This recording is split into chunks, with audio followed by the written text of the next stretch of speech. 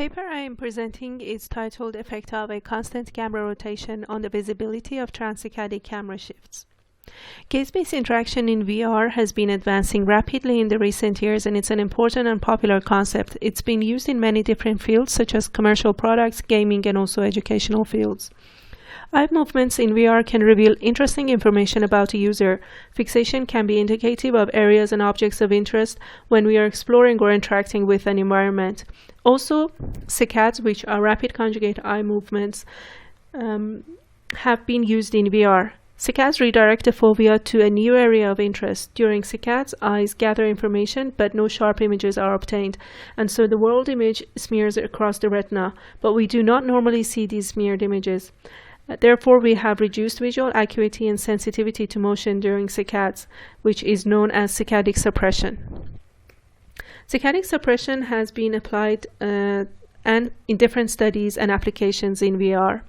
If the normally perceptible graphical changes that are applied to the images of the display during a saccadic eye movement, then there is a good possibility they can be hidden from the user. Another study has shown that saccadic suppression can be used to reduce sensitivity to the latency of gaze contingent rendering in virtual reality. It has also been used in redirected walking in VR. Redirected walking is a technique for locomotion that allows users to move in a virtual environment that is much larger than the physical space. Saccadic suppression is a way of making orientation adjustments and also allows users to subliminally navigate and reorient in a VR despite a limited physical space. There are also a lot of works that explore blink suppression in VR. The motivation behind this work was to find out whether an ongoing camera motion which simulates a head rotation in a scene has any effect on how the users perceive the transsaccadic image transformations. The stimuli we used consisted of 3D virtual environments, and we used Unity 3D and C# scripting to create them. We used a Windows 7 desktop with a 27-inch Samsung LCD. The eye tracker that we used was an iLink 1000 in the desktop-mounted mode at a fixed viewing distance of 55 centimeters from the display. Here in the top figures we can see the trial stimulating a 12 degrees horizontal saccade. The participants were requested to move their eyes to the lamppost on the right side of the scene when the left one was turned off and the right one was turned on. This resulted them in producing a 12-degree horizontal saccade. During this saccade, a camera shift was applied to the whole scene. Participants would guess the direction of the camera shift after the trial in a 2-alternative force-choice task. The figures at the bottom show trials stimulating a 12 degrees vertical saccade. We conducted our experiment in 3 groups. In group 1, we had a continuous camera pan from left to right in all of our trials with a rotation speed of 0.04 degrees per frame. We conducted it in 2 sessions of horizontal and vertical saccades with 12 participants. In group 2, we had a continuous camera tilt, which was from top to bottom with the same rotation speed as group 1, again with 2 sessions of horizontal and vertical saccades and 12 participants. And in group 3, we had static scenes where there was no continuous motion in the scenes, and we had 2 sessions of horizontal and vertical saccades with another group of 12 participants. During participants' saccade, we applied a camera transition to the whole scene.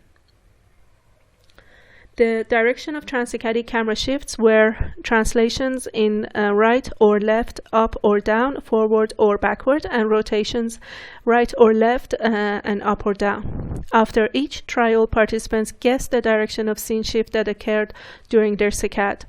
The 2 alternative force choice tasks, the options to them was right or left, up or down, and forward or backward. We used a threshold estimation method and implemented an adaptive quest algorithm to measure the thresholds of scene transformations that we applied during the saccades. We used the quantile of the posterior probability density function to recommend the next testing value for next trial. We also used a saccade detection algorithm. Since our eye tracker provided 1,000 samples of gaze positions every second, we were able to implement a velocity-based algorithm saccade detection.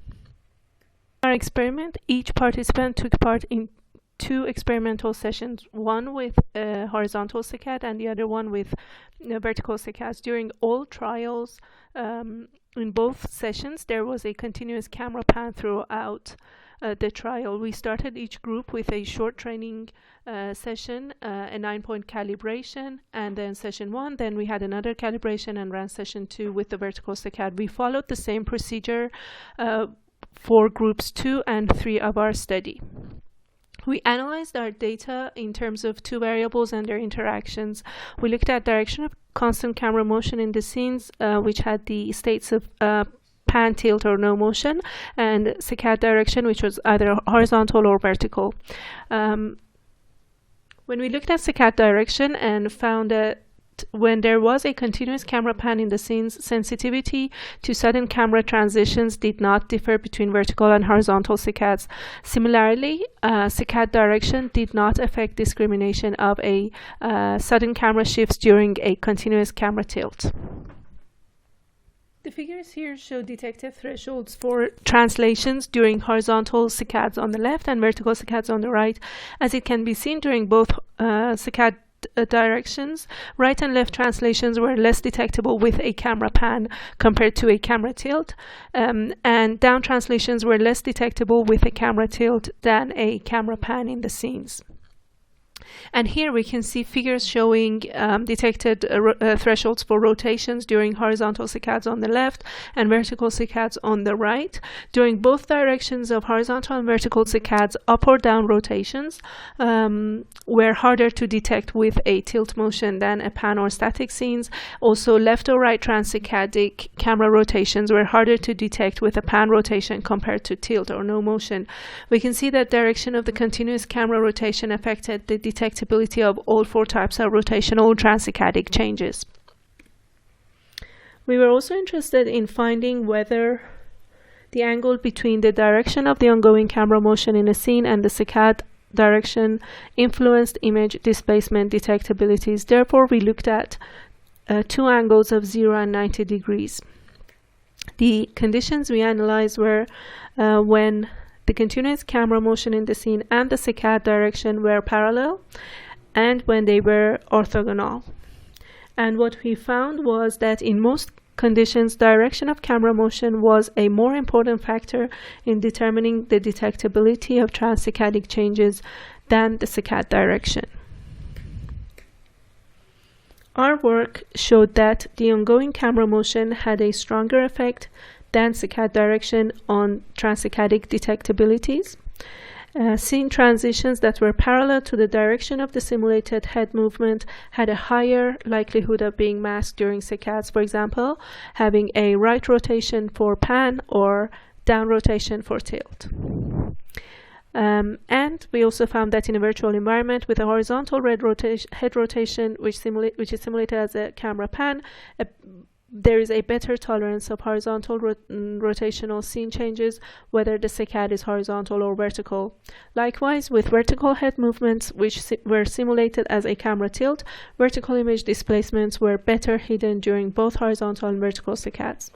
The applications of this work include redirected walking in VR, for reorienting the viewpoint of the user, foveated rendering, for hiding low-resolution rendered images, and also in gaming or rendering optimizations.